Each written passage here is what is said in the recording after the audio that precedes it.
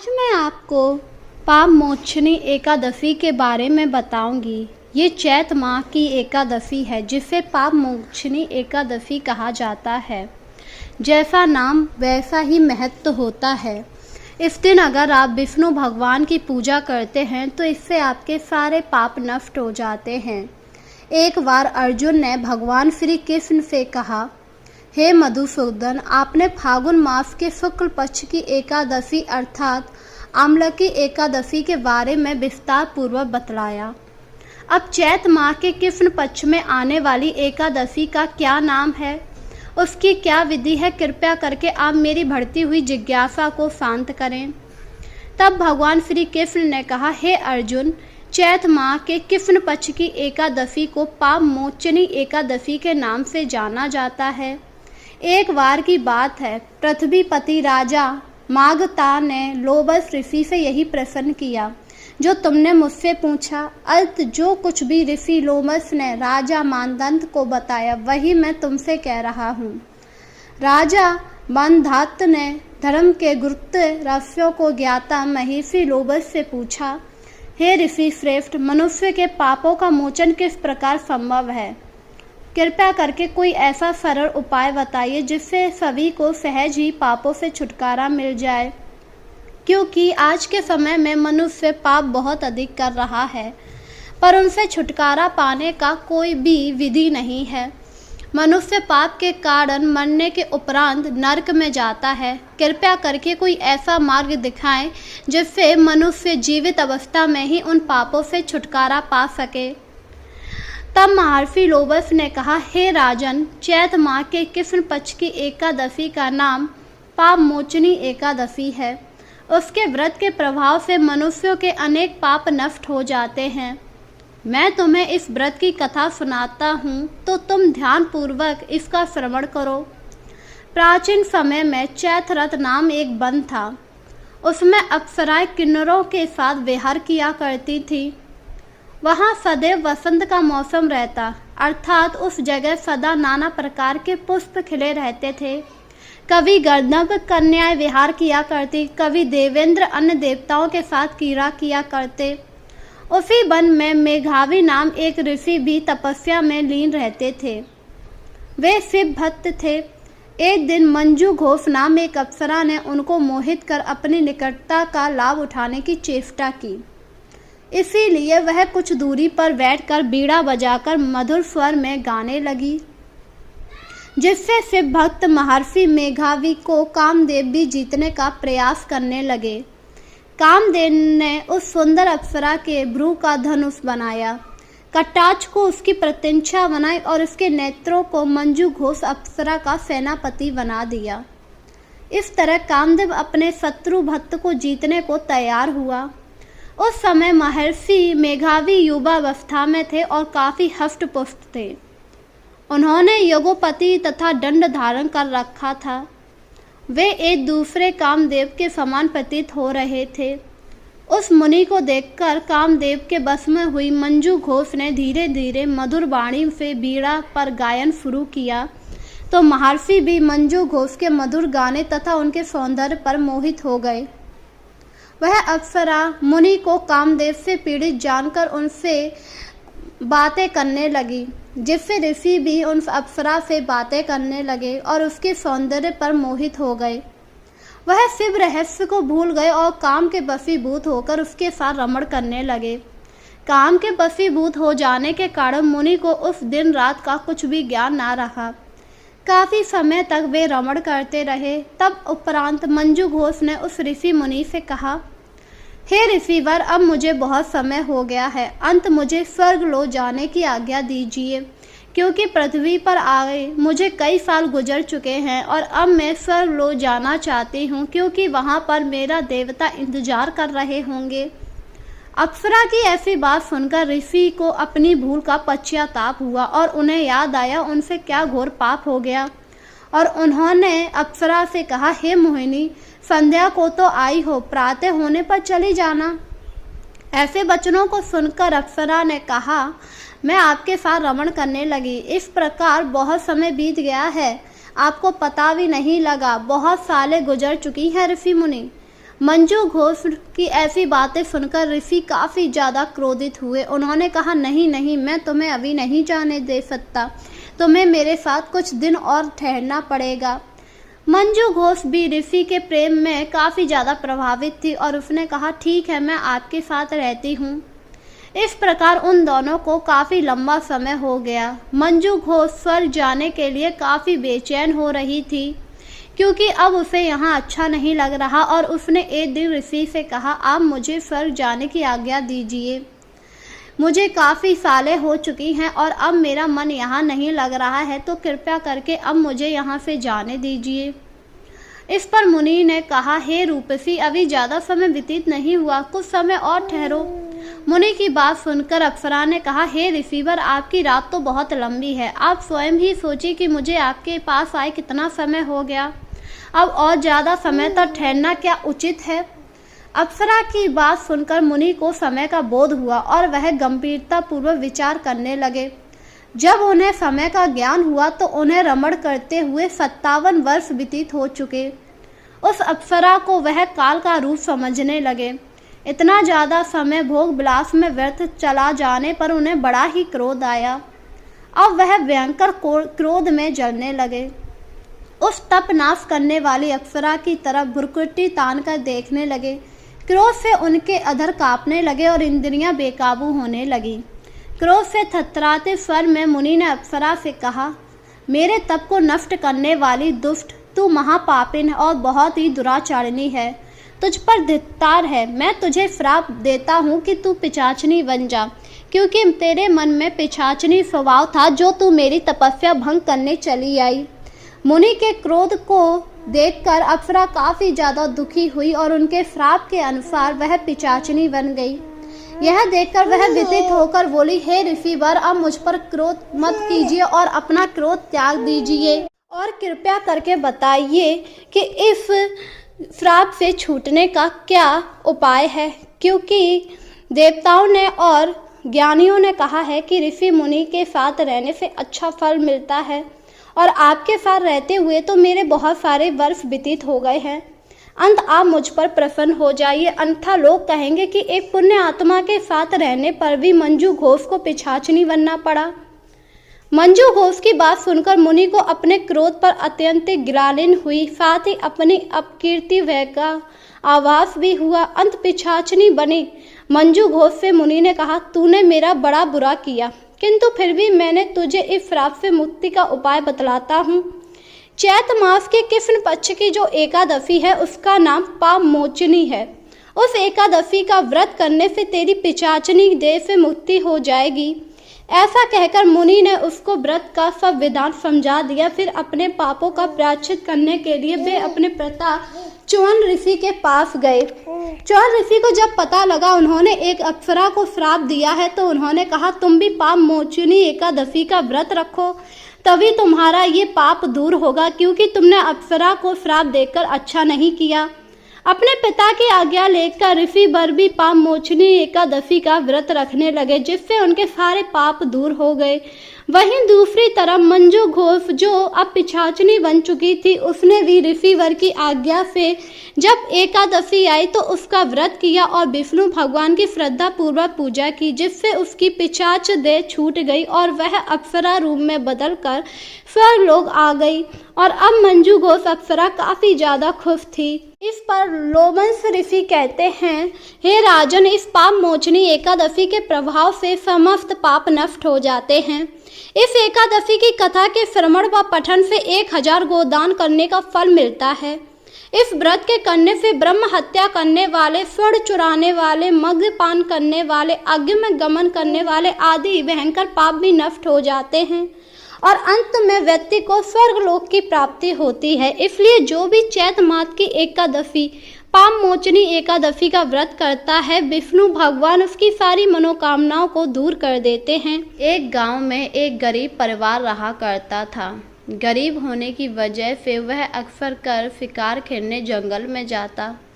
उसका आदमी बहुत सारे जंगली जानवरों का शिकार किया करता था और उसी से अपने परिवार का पोषण करता, क्योंकि उसके पास कोई दूसरा काम नहीं। पर उसकी पत्नी को ये सब बिल्कुल भी अच्छा नहीं लगता कि उसका पति निर्दोष पशुओं की हत्या करता है। उसने अपने पति को कई बार समझाया कि वह इस प्रकार निर्दोष पशुओं की हत्या ना किया करे, पर उसके पति ने कहा कि वह कोई और कार्य जानता ही नहीं है जिस वजह से वह शिकार करके अपने परिवार का पेट पालता है। धीरे धीरे समय गुजर रहा था। एक बार राजा ने अपने यहाँ पर यज्ञ कराया। यज्ञ में उसने सारे गांव वालों को बुलाया, क्योंकि यज्ञ के बाद उन्होंने एक महा दावत की थी। दावत में सभी प्रकार के लोग आने थे। जब यह बात उस निर्धन को पता लगी तो वह भी अपने परिवार को लेकर वहां पहुंच गया। राजा ने जब उस शिकारी को देखा तो उसे भगाते हुए कहा, तुम यहाँ पर भोजन नहीं कर सकते। यह सुनकर वह व्यक्ति काफ़ी हैरान हुआ और हाथ जोड़ते हुए बोला, क्यों महाराज, आपने तो सारे नगर वासियों को बुलाया है, तो फिर मैं यहाँ भोजन क्यों नहीं कर सकता? क्योंकि तुम निर्दोष पशुओं की हत्या करते हो। मैं ये यज्ञ पुण्य कमाने के लिए किया है, ना कि पाप कमाने के लिए। तुम जैसे लोग अगर मेरे यज्ञ का खाना खाएंगे तो मेरा यज्ञ दूषित हो जाएगा, इस वजह से तुम यहाँ से जाओ। यह सुनकर उस शिकारी का परिवार काफ़ी ज़्यादा दुखी हुआ और वह वहाँ से चला आया। वहाँ से आने के बाद उसकी पत्नी ने कहा, देखा, मैंने आपको समझाया था ना कि आप इस तरह निर्दोष पशुओं की हत्या ना कीजिए। आज राजा ने भी आपको अस्वीकार कर दिया है। अब बताइए, हम लोगों को गांव में कौन रहने देगा? अपनी पत्नी की ऐसी बातें सुनकर वह व्यक्ति काफ़ी ज़्यादा दुखी हुआ। उसे कुछ समझ नहीं आ रहा था वह क्या करे, और रात में वह अपने परिवार को छोड़कर अकेला जंगलों की तरफ चला गया। रात का समय था, चारों तरफ सन्नाटा पसरा हुआ था और जंगली जानवरों की आवाज़ आ रही थी। अंदर ही अंदर उसे वह भी लग रहा था कि वह रात के समय क्यों आया, पर वह अब वापस भी नहीं जा सकता, क्योंकि वापस जाने में भी उसे डर लग रहा था। और उसने हाथ जोड़ते हुए भगवान से कहा, हे भगवान, मेरी रक्षा कीजिए, मैं तो यहाँ आकर फंस गया हूँ। अब ना ही आगे जा सकता हूँ ना ही पीछे। अभी वह ये सब कह ही रहा था, तभी उसे किसी आदमी की आवाज़ सुनाई दी। जब वह उस तरफ देखा तो वहाँ एक साधु खड़ा हुआ था। साधु को देखकर व्यक्ति की जान में जान आई और बोला, अरे साधु महाराज, आप यहाँ पर? साधु ने जब उस व्यक्ति को देखा तो कहा, तुम इतनी रात में जंगल में क्या कर रहे हो? इस पर उसने सारी व्यथा बताई और कहा, मैं अपने परिवार से दूर जाने के लिए जंगल में आया हूँ। इसके बाद साधु उसे अपने आश्रम में ले आया। सुबह हुई। सुबह उसने देखा साधु महाराज सूर्य देव को जल अर्पित कर रहे थे। उन्हें ऐसा करते हुए शिकारी ने कहा, मैं तो बड़ा ही पापी हूँ, मैं इनके आश्रम को अशुद्ध नहीं कर सकता, मुझे यहाँ से चला जाना चाहिए। यह कहकर वह शिकारी वहाँ से जाने लगा, जिस पर साधु ने उसे रोका और कहा, कहाँ जा रहे हो तुम इतनी सुबह सुबह?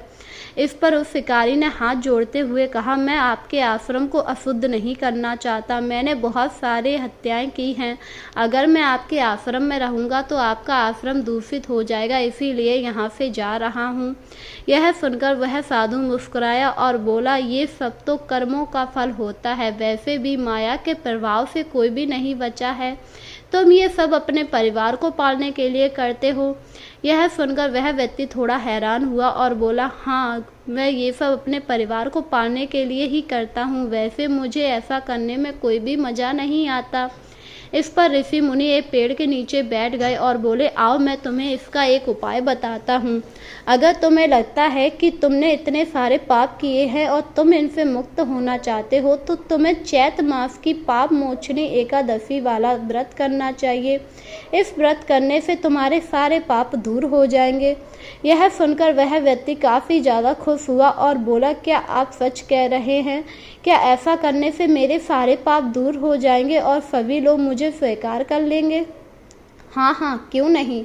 अगर तुम इस एकादशी को व्रत करोगे तो तुम्हारे सारे पाप दूर हो जाएंगे और तुम्हें पुण्य की प्राप्ति होगी।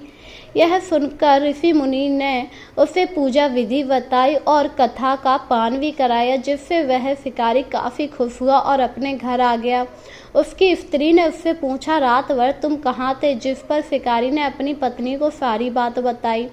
अपने पति की बात सुनकर पत्नी काफ़ी हैरान हुई और बोली, तुम्हें एक साधु ने आश्रय दिया, बड़ा हैरानी वाली बात है।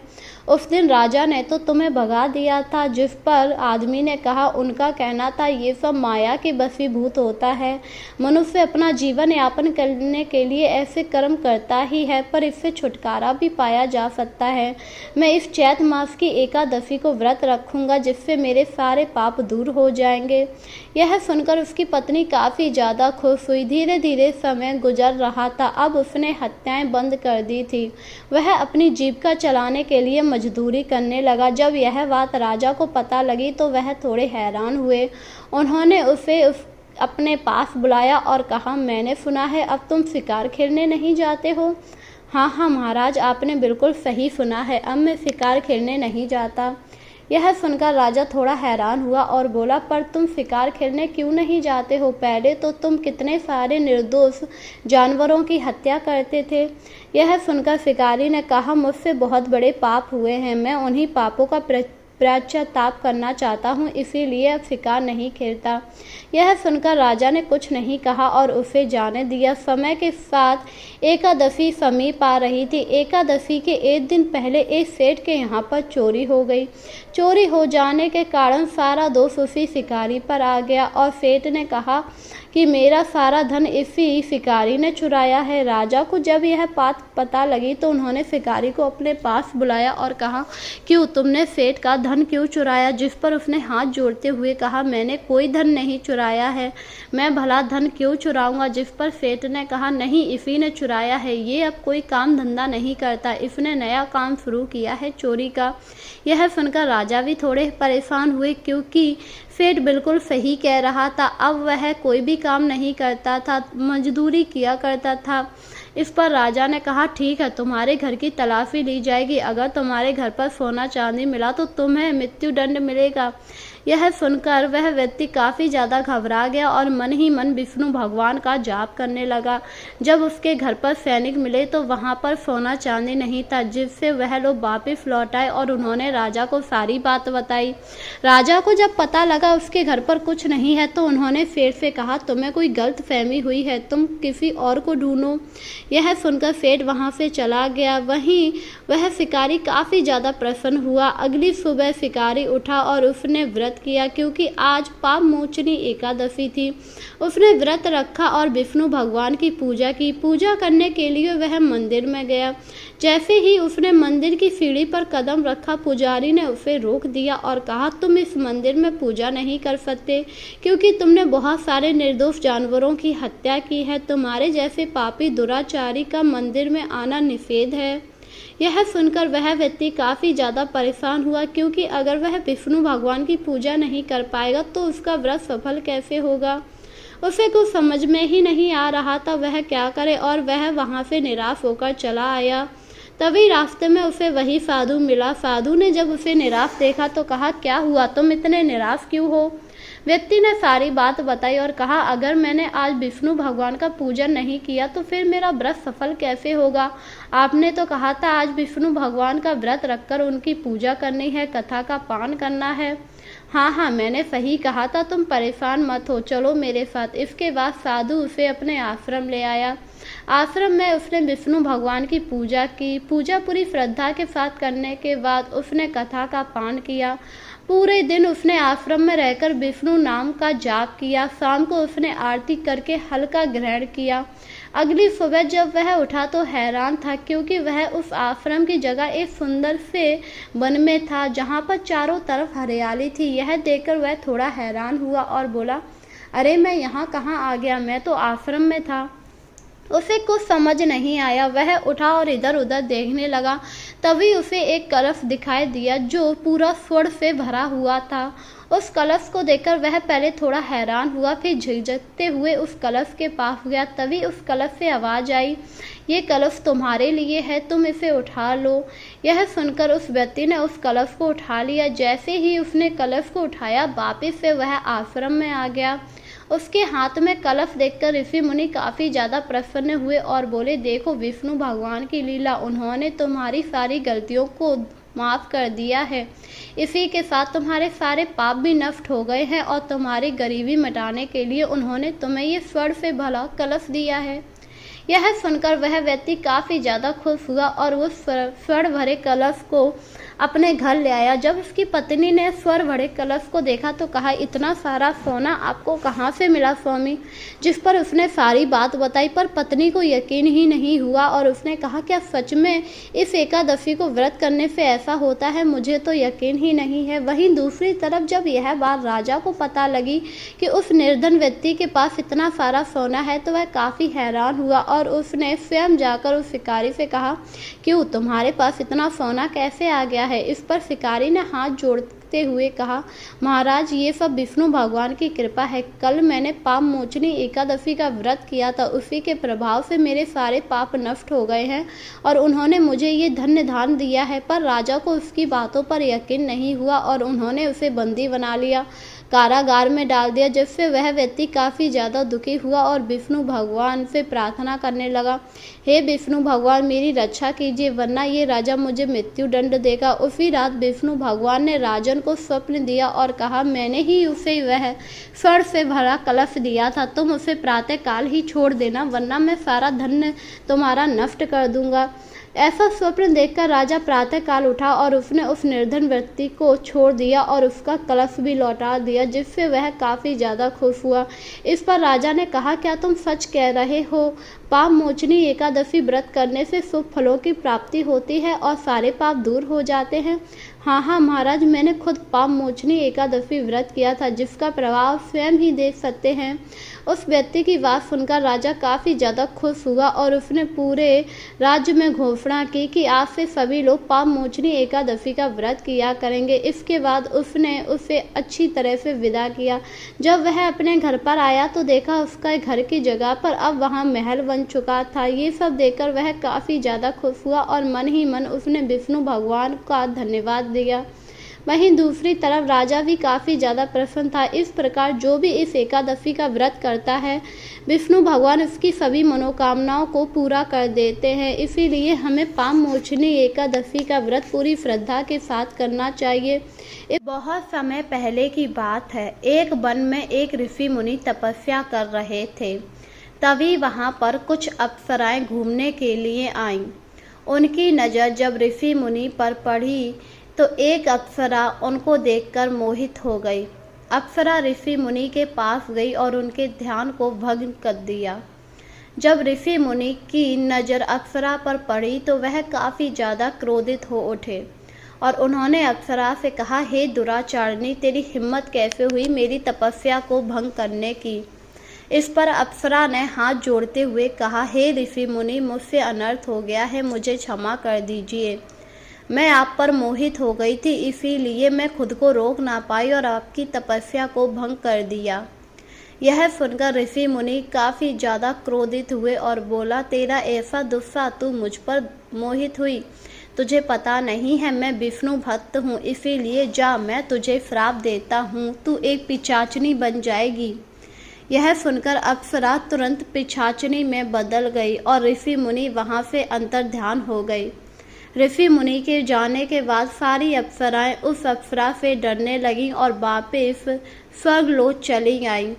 अपनी सारी सखियों को जाता हुआ देखकर वह अप्सरा काफ़ी ज़्यादा दुखी हुई, क्योंकि अब वह एक पिशाचनी बन चुकी थी और इसीलिए वह हिमालय पर्वत पर आ गई, जहाँ पर बहुत ज़्यादा ठंड थी। ठंड की वजह से उसका शरीर कंपन कर रहा था। उसे कुछ समझ नहीं आ रहा था वह इस योनि से कैसे मुक्ति पाए, क्योंकि उससे भूल में जो बहुत बड़ा अनर्थ हुआ था और उसी कारण यह श्राप मिला। अप्सरा पिशाचनी बनकर काफ़ी ज़्यादा दुखी रहती, इधर उधर भटकती, जिससे लोग उससे दूर भाग जाया करते थे। दूसरी तरफ जब यह बात इंद्र को पता लगी तो वह काफ़ी ज़्यादा परेशान हुए। उन्होंने दूसरी अप्सराओं से कहा, तुमने रोका क्यों नहीं उस अप्सरा को? अगर रोक दिया होता तो उसे ये दंड नहीं मिलता। इस पर एक अप्सरा ने कहा, हम जब तक कुछ करते तब तक ऋषि मुनि की तपस्या भंग हो गई। अब आप ही कुछ कीजिए देवराज इंद्र, वरना वो तपस्या इसी तरह अप्सरा पिशाचनी बन के घूमती रहेगी। तब अप्सरा की बात सुनकर इंद्रदेव ने कहा, तुम परेशान मत हो, मैं इस ऋषि मुनि से माफ़ी मांगूंगा। यह कहकर इंद्रदेव उस ऋषि मुनि को ढूंढने के लिए निकल गए।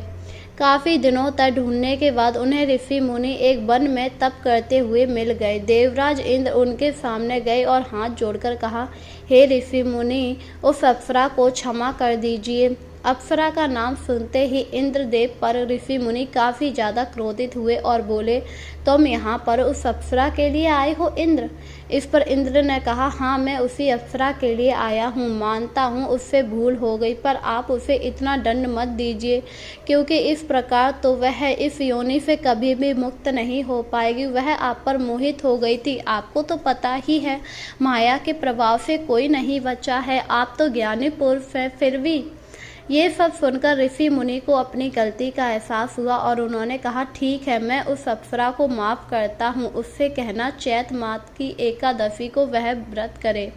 ऐसा करने से उसके सारे पाप दूर हो जाएंगे और उसे इस योनि से मुक्ति मिल जाएगी। ऋषि मुनि की ऐसी बात सुनकर देवराज इंद्र वहां से चले आए। वहां से आने के बाद वह हिमालय पर्वत पर गए, जहां पर वह पिशाचिनी काफी ज्यादा दुखी बैठी थी। जब उसने इंद्र को देखा तो हाथ जोड़ते हुए कहा, हे इंद्रदेव, आप यहाँ किस कारण आए हैं? अब तो मैं पिशाचिनी बन गई हूँ। इस पर इंद्र ने कहा, मुझे पता है तुम पिशाचिनी बन गई हो और तुम्हें मुक्ति दिलाने के लिए मैं यहाँ आया हूँ। यह सुनकर वह पिशाचिनी काफी ज्यादा खुश हुई और बोली, क्या आप सच कह रहे हैं इंद्रदेव? हाँ, मैं सच कह रहा हूँ। मैंने उन ऋषि मुनि से मिलकर इसका हल पूछा और उन्होंने कहा, एकादशी का व्रत करो, इसके प्रभाव से तुम्हें इस योनि से मुक्ति मिल जाएगी। यह सुनकर वह पिशाचिनी काफी ज्यादा खुश हुई। चैत मास की एकादशी आई। उस दिन उसने व्रत रखा। पूरे दिन भूख रही, क्योंकि उस दिन उसे कोई शिकार भी नहीं मिला था। भूखे रहने की वजह से वह सुबह बेहोश हो गई और जब उठी तो वह अप्सरा के रूप में बदल गई थी। अपना पुनः रूप प्राप्त करके वह अप्सरा काफी ज्यादा प्रसन्न हुई और स्वर्गलोक आ गई। वहां आने के बाद उसने देवराज इंद्र से प्रणाम किया और कहा, मुझे आपकी वजह से ही ये रूप वापस मिला है। जिस पर देवराज इंद्र ने कहा, यह मेरी वजह से नहीं बल्कि विष्णु भगवान की कृपा है, जिस वजह से तुम्हें ये रूप वापस मिला है, क्योंकि तुमने एकादशी का व्रत किया था। पाप मोचनी एकादशी का प्रभाव बहुत ही महत्वपूर्ण होता है। इस व्रत के प्रभाव से सभी के पाप दूर हो जाते हैं। चाहे मनुष्य कितना भी महापाप कर ले, पर यदि वह इस व्रत को श्रद्धापूर्वक रखता है तो विष्णु भगवान उसके सारे पापों को दूर कर देते हैं। यह सुनकर वह अप्सरा काफी ज्यादा प्रसन्न हुई और फिर खुशी खुशी स्वर्गलोक रहने लगी। वहीं दूसरी तरफ पृथ्वी लोक पर एक गांव में एक बहुत दुखी ब्राह्मण रहता था। ब्राह्मण ने कभी भी पाप नहीं किया था और अपना जीवन यापन करने के लिए वह भिक्षा मांगकर गुजारा किया करता था। पता नहीं किस पाप के कारण इस जन्म में वह इतना निर्धन बना। वह हमेशा अपने पुनर्जन्म को कोसा करता था। उसका मानना था शायद उसने पिछले जन्म में बहुत सारे पाप किए होंगे, जिस वजह से इस जन्म में वह इतना निर्धन ब्राह्मण बना। एक दिन ब्राह्मण मंदिर में गया, जहाँ पर पुजारी प्रसाद बांट रहा था। पुजारी की नज़र जब ब्राह्मण पर गई तो उन्होंने कहा, हे ब्राह्मण देव, आप तो पूजनीय हैं, आपकी ये दशा कैसे है? इस पर ब्राह्मण ने कहा, पता नहीं, शायद मेरे पूर्व जन्म के ये पाप हैं, जिस वजह से मैं इस जन्म में इतना निर्धन बना हूँ। यह सुनकर पुजारी मुस्कुराया और बोला, अगर ये आपके पिछले जन्म के पाप है तो आप इन पापों को दूर भी तो कर सकते हैं। यह सुनकर वह ब्राह्मण काफ़ी ज़्यादा हैरान हुआ और बोला, मैं भला इन पापों को कैसे दूर कर सकता हूँ? ये पाप जब ही दूर होंगे जब मैं इनके सारे कर्मों को भोग लूँगा। यह सुनकर पुजारी ने कहा, नहीं, अगर आप चैत मास की एकादशी का व्रत करते हैं तो आपके सारे पाप दूर हो जाएंगे। यह सुनकर वह ब्राह्मण काफ़ी ज़्यादा प्रसन्न हुआ और जब चैत मास की एकादशी आई तो उसने व्रत रखा, विष्णु भगवान की पूजा की और कथा का पान किया, जिसके प्रभाव से वह काफ़ी ज़्यादा सुखी हो गया। जब यह बात राजा को पता लगी तो राजा काफ़ी ज़्यादा हैरान हुआ, क्योंकि लंबे समय से राजा के यहाँ पर कोई संतान नहीं थी। उसने ब्राह्मण को अपने महल बुलाया और कहा, हे ब्राह्मण देव, आप तो पहले बहुत ज़्यादा निर्धन थे, फिर आप इतने अमीर कैसे हो गए? कृपया करके सारी बात विस्तार पूर्वक बताइए, जिससे हमें भी लाभ मिल सके। यह सुनकर ब्राह्मण ने हाथ जोड़कर कहा, हे राजन, ये सब पाप मोचनी एकादशी के व्रत का प्रभाव है। उसी व्रत के प्रभाव के कारण मेरे सारे पाप नष्ट हो गए और मैं यह सुखी जीवन व्यतीत करने लगा। यह सुनकर राजा काफ़ी ज़्यादा प्रसन्न हुआ और बोला, क्या मैं भी इस व्रत को कर सकता हूँ? क्या मुझे इससे पुत्र की प्राप्ति हो सकती है? इस पर ब्राह्मण ने कहा, अगर आपके पुनर्जन्म की वजह से ये सारे कष्ट आपको मिल रहे हैं तो आपको यह एकादशी व्रत अवश्य करना चाहिए। शायद इस व्रत के प्रभाव से आपके सारे पाप दूर हो जाए और आपको संतान की प्राप्ति हो। यह सुनकर राजा काफ़ी ज़्यादा प्रसन्न हुआ और जब एकादशी आई तो उसने पूरी श्रद्धा के साथ पाप मोचनी एकादशी का व्रत किया। उस दिन कथा सुनी और दान पुण्य किया, जिसके प्रभाव से उसकी रानी गर्भवती हो गई। जब यह बात राजा को पता लगी तो राजा काफ़ी ज़्यादा प्रसन्न हुआ, क्योंकि उसे तो यकीन ही नहीं हो रहा था कि इस एकादशी के व्रत के प्रभाव से उसकी रानी गर्भवती हो गई और 9 महीने बाद उनके यहाँ पर एक तेजस्वी पुत्र ने जन्म लिया। उन्होंने पुत्र को बड़े ही लाड़ प्यार से पाला। धीरे धीरे वह राजकुमार बड़ा हो रहा था। बड़े होने के बाद उसे एक आश्रम भेजा गया जहाँ पर वह विद्या प्राप्त कर सके। राजकुमार का मन बड़ा ही चंचल था, उनका मन किसी भी काम में नहीं लगता था। ये सब देखकर ऋषि मुनि काफ़ी ज़्यादा परेशान थे। एक दिन एक ऋषि मुनि तपस्या कर रहे थे, तभी राजकुमार के मन में पता नहीं क्या आया और तभी उन्होंने एक रस्सी ऋषि मुनि के गले में डाल दी, जिससे उनकी तपस्या भंग हो गई और उन्होंने राजकुमार को श्राप दिया कि ये दुराचारी, तेरे मन में महापाप है। तूने जिस प्रकार मेरे गले में रस्सी डाली है उस हिसाब से तो तुझे सर्प योनि में होना चाहिए। ये कहते ही राजकुमार सर्प में बदल गए, जिससे ऋषि मुनि को अपने क्रोध की गिलानी हुई कि उन्होंने क्रोध में आकर क्या अनर्थ कर दिया।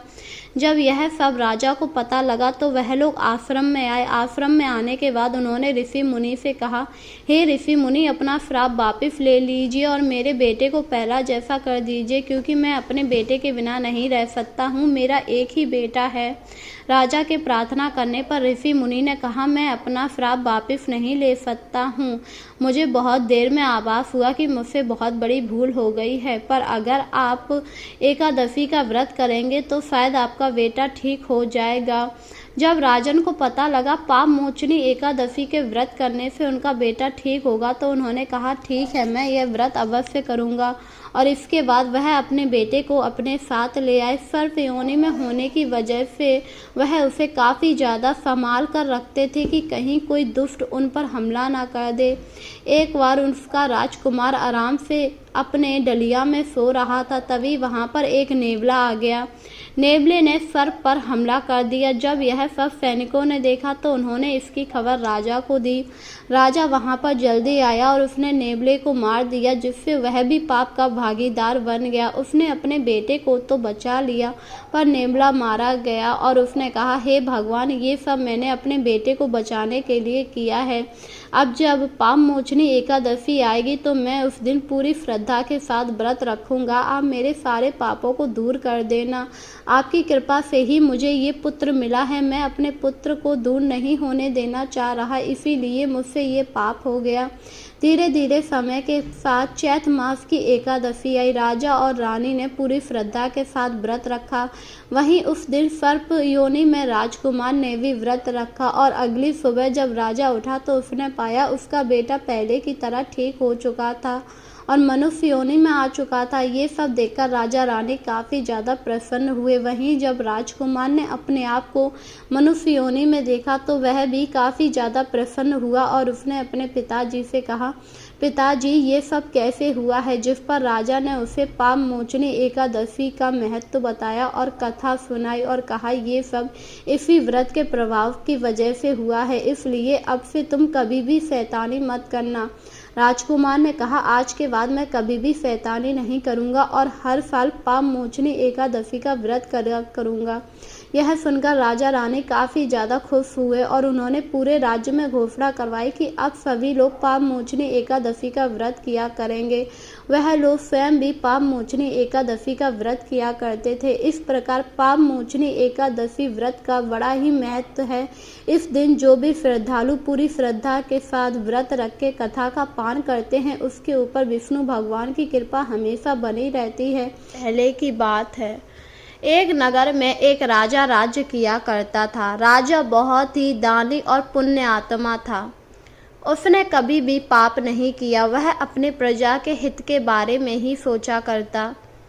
एक दिन उसके द्वारा एक गाय का वध हो गया, जिस वजह से राजा काफ़ी ज़्यादा दुखी हुआ। क्योंकि वह वध अनजाने में हुआ था, उसने जानबूझकर नहीं किया। राजा को कुछ समझ नहीं आ रहा था, क्योंकि गौ हत्या का पाप अब उस पर चढ़ेगा। भले ही उसने कितने भी दान पुण्य किए हों, पर गौ हत्या के सामने सारे दान पुण्य विफल हो जाते हैं। राजा काफ़ी ज़्यादा निराश हो गया और दुखी होकर अपने कक्ष में कैद हो गया। जब यह बात रानी को पता लगी तो रानी ने राजा को समझाने की बहुत कोशिश की, पर राजा ने किसी की भी बात नहीं सुनी, क्योंकि अब उसके हृदय में गौ हत्या का पाप भर चुका था। उसे कुछ समझ नहीं आ रहा था वह क्या करे।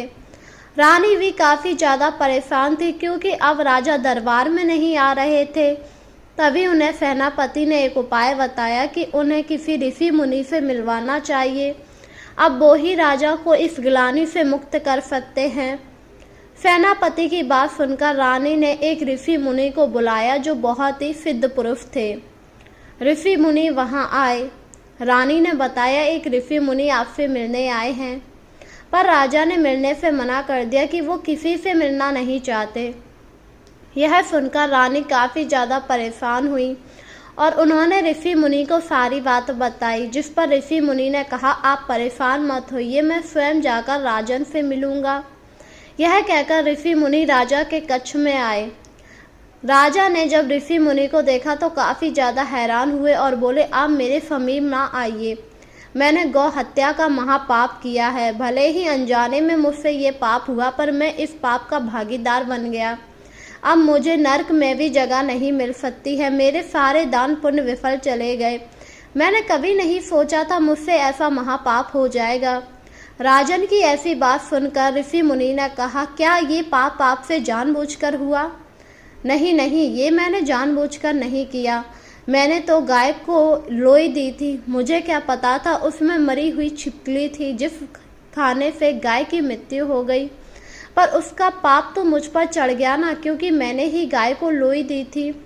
यह सुनकर ऋषि मुनि मुस्कुराए और बोले, भले ही आपने पाप किया है, अनजाने में किया है, पर इसका उपाय भी है, जिससे आप इस पाप के बंधन से मुक्त हो सकते हैं। यह सुनकर राजा थोड़ा हैरान हुआ और बोला, पर वो कैसे महाराज? मुझे तो पता ही नहीं है कि इस पाप से मुक्त हुआ जा सकता है, क्योंकि गौ हत्या तो बहुत बड़ा महापाप बताया गया है। मुझे पता है गौ हत्या बहुत बड़ा पाप है, पर तुमने इसे जानबूझकर नहीं किया है, अनजाने में हुआ है, पर हुई तो गौ हत्या ही है। चलो मैं तुम्हें इसका मार्ग बताता हूँ। तुम्हें चैत मास की एकादशी, पाप मोचनी एकादशी का व्रत करना चाहिए। इस व्रत के प्रभाव से तुम्हारे सारे कष्ट व पाप दूर हो जाएंगे। यह सुनकर राजन काफ़ी ज़्यादा प्रसन्न हुआ और बोला, क्या आप सच कह रहे हैं? पाप मोचनी एकादशी के प्रभाव से मेरे सारे पाप दूर हो जाएंगे? हाँ, तुम्हारे सारे पाप दूर हो जाएंगे और इस व्रत को करने के बाद तुम्हें कथा का पान अवश्य करना चाहिए। यह सुनकर राजन ने कहा, मुझे तो कथा के बारे में कुछ पता ही नहीं है, कृपया करके आप मुझे बताइए। तब ऋषि मुनि बोले, चलो मैं तुम्हें कथा सुनाता हूँ। बहुत समय पहले एक शिव भक्त ऋषि मुनि थे। वह शिव भक्त की तपस्या में हमेशा लीन रहते थे। जब यह बात इंद्रदेव को पता लगी तो उन्होंने उन ऋषि मुनि की तपस्या भंग करनी चाहिए, क्योंकि वह नहीं चाहते थे कि शिव जी उन ऋषि मुनि से प्रसन्न हो। इसीलिए उन्होंने मंजू घोष नाम की एक अप्सरा को ऋषि मुनि की तपस्या भंग करने के लिए भेजा। अप्सरा जब वहां पहुंची जहां ऋषि मुनि तपस्या कर रहे थे, तो उनको देखकर वह भी मोहित हो गई, क्योंकि ऋषि मुनि अपनी युवा अवस्था में चल रहे थे, जिस वजह से उनका शरीर हष्ट पुष्ट था। मंजू घोष ऋषि के पास बैठकर वीणा बजाने लगी और गाना गाने लगी, जिसके प्रभाव से उनकी तपस्या भंग हो गई। उन्होंने जब मंजू घोष को देखा तो वह उन पर मोहित हो गए और उनके साथ रमण करने लगे। रमण करते हुए उन्हें 47 साल गुजर गई। तब एक दिन अप्सरा ने कहा कि अब मुझे स्वर्गलोक जाने की इजाज़त दीजिए, क्योंकि अब यहाँ आए मुझे काफ़ी समय हो गया। इस पर ऋषि मुनि ने कहा, आप इतनी जल्दी क्यों जा रही हैं? अभी तो आपको कुछ ही दिन हुए हैं, मेरे साथ रुक जाइए। जिस पर मंजू घोष अप्सरा ने कहा, नहीं नहीं स्वामी, अब मुझे जाना चाहिए, क्योंकि वहाँ पर देवता मेरा इंतजार कर रहे होंगे। पर ऋषि मुनि के कहने पर अप्सरा रुक गई और 10 साल उनके साथ और रमण किया। धीरे धीरे समय व्यतीत हो रहा था। अब अप्सरा को पृथ्वी लोक पर अच्छा नहीं लग रहा था।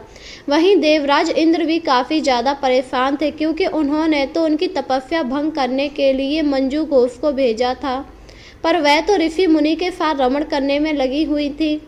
देवराज इंद्र को कुछ समझ नहीं आ रहा था और वह स्वयं मंजू घोष के पास आए और बोले, अब तुम्हें हमारे साथ स्वर्गलोक चलना चाहिए। जिस पर मंजू घोष ने कहा, आप चिंता ना करें देवराज, मैं कल ही स्वर्गलोक आ जाऊंगी, बस मैं ऋषि मुनि से आज्ञा ले लूं। पर अगर ऋषि मुनि ने मना कर दिया तो तुम क्या करोगी, क्योंकि पहले भी तुमने उनसे पूछा है। इस पर मंजू घोष सोच में पड़ गई और बोली, वो इस बार मना नहीं करेंगे, आप जाइए। अप्सरा की ऐसी बात सुनकर इंद्र वहां से चले आए। अगली सुबह अप्सरा उठी और उसने ऋषि मुनि से कहा, अब मुझे स्वर्गलोक जाने की अनुमति दीजिए, क्योंकि हमें भ्रमण करते हुए 47 साल गुजर चुकी हैं। नहीं नहीं, मैं तुम्हें जाने की अनुमति नहीं दे सकता हूँ, क्योंकि तुम मेरी संगनी बन जाओ। यह सुनकर मंजू घोष ने कहा, नहीं नहीं, 47 साल हो जाने पर भी आपने मुझे नहीं जाने दिया। 10 वर्ष और हो चुके हैं, अब आप जागिए। आप कब तक मेरे साथ इस प्रकार रमण करते रहेंगे? आप तो शिव भक्त थे। अप्सरा की ऐसी बात सुनकर ऋषि मुनि की आंखें खुली। उन्हें याद आया कि उनसे कितना बड़ा महापाप हो गया, क्योंकि उन्होंने तो सिर्फ तपस्या की थी। तपस्या भंग करने के कारण ही तो अप्सरा यहाँ आई थी और वह उसके मोह जाल में फंस गए। यह सब जानकर ऋषि मुनि काफ़ी ज़्यादा क्रोधित हुए और उन्होंने मंजू घोष से कहा, हे पापड़ी, हे दुराचारी, तेरी वजह से मेरी तपस्या भंग हो गई है। तूने मेरी तपस्या पूरी नहीं करने दी। अगर मेरी तपस्या पूरी हो जाती तो मुझे शिव जी के दर्शन होते, पर तेरे कारण मेरी वो तपस्या अधूरी रह गई। मैं तुझे श्राप देता हूँ कि तू एक पिशाचनी बन जा। यह सुनकर मंजू घोष काफ़ी ज़्यादा दुखी हुई, क्योंकि उन्हें ये उम्मीद बिल्कुल भी नहीं थी और उन्होंने हाथ जोड़ते हुए कहा, हे ऋषि मुनि, आप अपना श्राप वापस कर लीजिए। मुझे यहाँ पर इंद्रदेव ने आपकी तपस्या भंग करने के लिए भेजा था, पर मैं भी आपसे प्रेम करने लगी, जिस वजह से मैंने आपसे एक साथ इतने साल रमण किया है। विद्वानों का कहना है कि अगर आप साधु संत ऋषि मुनियों के आश्रम में रहते हैं तो वहाँ आपको कभी भी कोई परेशानी नहीं हो सकती है। जब लोगों को पता लगेगा कि आपने मुझे श्राप देकर पिशाचिनी बना दिया है तो लोग क्या कहेंगे? यह सुनकर ऋषि मुनि को अपनी गलती का एहसास हुआ और उन्होंने कहा, ठीक है, मैं तुझे इस श्राप से मुक्त होने का एक उपाय बताता हूँ। तू चैत मास की एकादशी को पाप मोचनी एकादशी व्रत करना। इस व्रत को करने से तू इस योनि से मुक्त हो जाएगी। यह सुनकर मंजू घोष अप्सरा काफ़ी ज़्यादा खुश हुई और वह वहाँ से चली आई। हिमालय पर्वत पर आने के बाद उसने एकादशी को व्रत किया। एकादशी के प्रभाव से उसे अपना अप्सरा रूप वापस मिला और वह स्वर्गलोक चली गई। वहीं दूसरी तरफ वह ऋषि मुनि अपने पिता के पास आए। जब उन्हें पता लगा कि उन्होंने एक अप्सरा को श्राप दिया तो उनके पिता ने कहा, तुमसे बहुत महापाप हुआ है, तुमने एक नारी को श्राप दिया। अब तुम्हें पाप मोचनी एकादशी का व्रत करना चाहिए, तभी तुम्हारा ये पाप दूर होगा। अपने पिता की आज्ञा मानकर उन्होंने पाप मोचनी एकादशी का व्रत किया, जिससे ऋषि मुनि के सारे पाप दूर हो गए और इसके बाद वह फिर से शिव जी की तपस्या में मगन हो गए। हे राजन, इसी प्रकार आप चैत मास की एकादशी को पाप मोचनी एकादशी व्रत करना। इस व्रत के प्रभाव से आपकी गौ हत्या का पाप हट जाएगा और आपको पुण्य की प्राप्ति मिलेगी। मरण के बाद आप स्वर्गलोक जाएंगे। ऋषि मुनि की ऐसी बात सुनकर राजा काफ़ी ज़्यादा प्रसन्न हुआ और बोला, आपका बहुत बहुत धन्यवाद। मैं तो काफ़ी ज़्यादा डरा हुआ था, मुझे तो कुछ समझ ही नहीं आ रहा था। ऐसा लग रहा था अब मेरा जीना व्यर्थ है, क्योंकि मुझसे महापाप हो चुका था। पर आपने तो मेरी आंखें ही खोल दी। अब मैं इस चैत मास की एकादशी को व्रत रखूंगा, जिससे मेरे विष्णु भगवान सारे पाप दूर कर देंगे। वहीं जब यह बात रानी को पता लगी तो वह भी काफ़ी ज़्यादा खुश हुई। इसके बाद ऋषि मुनि ने उन्हें पूजा की सारी विधि बताई और फिर वह वहाँ से चले गए। ऋषि मुनि के जाने के बाद जब चैत मास की पाप मोचनी एकादशी आई तो राजा ने पूरी श्रद्धा के साथ व्रत रखा, कथा का पान किया और साथ ही पूरे गांव में दान भी किया, जिससे विष्णु भगवान की कृपा से राजा के सारे पाप दूर हो गए और राजा के हृदय में जो गौ हत्या का महापाप का ग्लानि था वह भी खत्म हो गया। इसके बाद राजा फिर से पहले की तरह राज्य करने लगा। उसने पूरे राज्य में ये घोषणा कर दी थी कि आज से सभी लोग पाप मोचनी एकादशी का व्रत किया करेंगे, जिससे उसकी प्रजा पाप मोचनी एकादशी का व्रत करने लगी थी और अब सभी राज्यवासी काफ़ी ज़्यादा खुश थे। वहीं राजा भी काफ़ी ज़्यादा खुश था। इसी के साथ बहुत समय पहले की बात है। योगिनी अपने पति के साथ रहा करती थी। उसका पति बहुत ही दुराचारी था। योगिनी होने की वजह से वह भी हमेशा बुरे कर्म ही किया करती थी। हमेशा लोगों को सताना उसका ये ही काम था। पर योगिनी होने से पहले वह पूर्व जन्म में एक राजकुमारी थी। श्राप के कारण वह एक योगिनी बन गई थी और उसका पति भी एक भूत बन गया था, जिस वजह से वह लोग पृथ्वी लोक पर इधर उधर भटक रहे थे। उन्हें कुछ समझ नहीं आ रहा था कि वह लोग इस श्राप से कैसे मुक्त हों। एक बार की बात है, योगिनी ने देखा जंगलों में एक ऋषि मुनि आए हुए हैं। वह तपस्या कर रहे हैं। उन ऋषि मुनि को देखकर योगिनी के मन में आया क्यों ना वो इन ऋषि मुनि को परेशान करे। यही सोचकर योगिनी उनके पास गई और उन्हें डराने का प्रयास करने लगी। पर ऋषि मुनि तपस्या में लीन थे, उन्होंने योगिनी के ऊपर ध्यान नहीं दिया। तभी वहां पर योगिनी का पति आ गया और वह भी ऋषि मुनि को डराने का प्रयत्न करने लगा। काफ़ी देर डराने के बाद जब ऋषि मुनि की आंख खुली तो उन्होंने योगिनी और उसके पति को देखा। उन दोनों को देखकर ऋषि मुनि ने कहा, तुम लोग यहाँ क्या कर रहे हो? इस पर योगिनी ने कहा, मैं तो आपको डराने के लिए आई थी, पर आप तो तपस्या में लीन थे। यह सुनकर ऋषि मुनि मुस्कुराए और बोले, तुम मुझे डराने आई थी। मुझे किसी का डर नहीं है, क्योंकि मैंने अपना जीवन शिव जी को समर्पित कर दिया है। वहीं विष्णु भगवान मेरे प्राणदायक हैं। अगर मुझे किसी का भय है तो वो सिर्फ विष्णु भगवान का है और किसी का नहीं। यह सुनकर योगिनी और उसका पति काफ़ी ज़्यादा हैरान हुए। इस पर साधु ने कहा, वैसे तुम लोग योगिनी और भूत प्रेत तो लग नहीं रहे हो, आखिर तुम लोग इस योनि में कैसे आ गए? कृपया करके पूरी बात बताइए। जिस पर योगिनी ने कहा, आपने सही कहा ऋषि मुनि, मैं कोई योगिनी नहीं बल्कि एक राजकुमारी हूँ। इस साधु के श्राप के कारण मुझे ये रूप मिला है। अगर आपकी कृपा हो तो आप मुझे इस श्राप से मुक्त होने का कोई मार्ग दिखाइए, जिससे हम लोग मुक्त हो जाएं।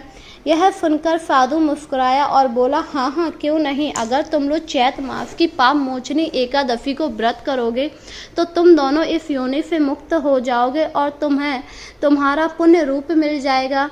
यह सोचकर योगिनी और उसका पति काफ़ी ज़्यादा खुश हुआ। इस पर योगिनी ने कहा, कृपया करके आप हमें पूरी विधि बताइए, हमें तो इसकी विधि पता ही नहीं है। इसके बाद ऋषि मुनि ने योगिनी को पूरी पूजा विधि बताई और कहा, तुम्हें चैत मास की एकादशी को ही व्रत करना है। इस व्रत को पाप मोचनी एकादशी कहते हैं। जैसा नाम है वैसा ही फल देता है। इसे करने से तुम्हारे सारे पाप दूर हो जाएंगे और ये श्राप भी हट जाएगा। यह सुनकर योगिनी और उसका पति काफ़ी ज़्यादा खुश हुआ और फिर ऋषि मुनि वहाँ से चले गए।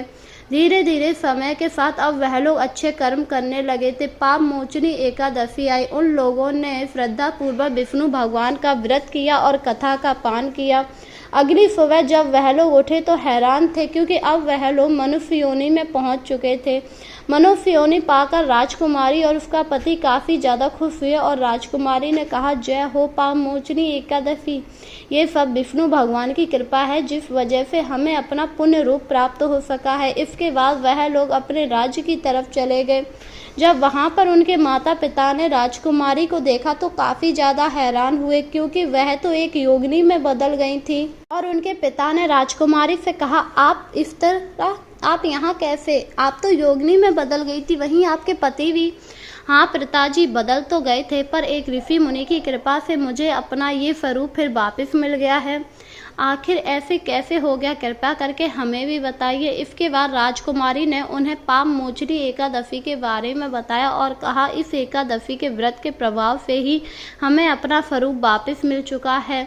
यह सुनकर राजा रानी काफ़ी ज़्यादा प्रसन्न हुए और इसके बाद राजा ने पूरे राज्य में घोषणा की कि आज के बाद सभी लोग चैत मास की पाप मोचनी एकादशी को व्रत करके कथा का पान करेंगे, विष्णु भगवान की पूजा करेंगे, जिससे उनके ऊपर विष्णु भगवान की कृपा हमेशा बनी रहेगी। इसके बाद राजकुमारी अपने पति के साथ उसके घर चली गई और अब राजा रानी आराम से रह रहे थे। इस प्रकार जो भी भक्त पाप मोचनी वाले दिन व्रत रखकर विष्णु भगवान की पूरी श्रद्धा के साथ पूजा करता है, व्रत का पान करता है और कथा पढ़ता है, उसके ऊपर हमेशा विष्णु भगवान की कृपा बनी रहती है। वहीं आप इस दिन दान भी कर सकते हैं। कहा जाता है आपको इस दिन धन, अन्य फलों आदि का दान करना चाहिए। आपकी जितनी श्रद्धा हो आप उस हिसाब से दान करें, जिससे आपके सारे पाप दूर हो जाएंगे।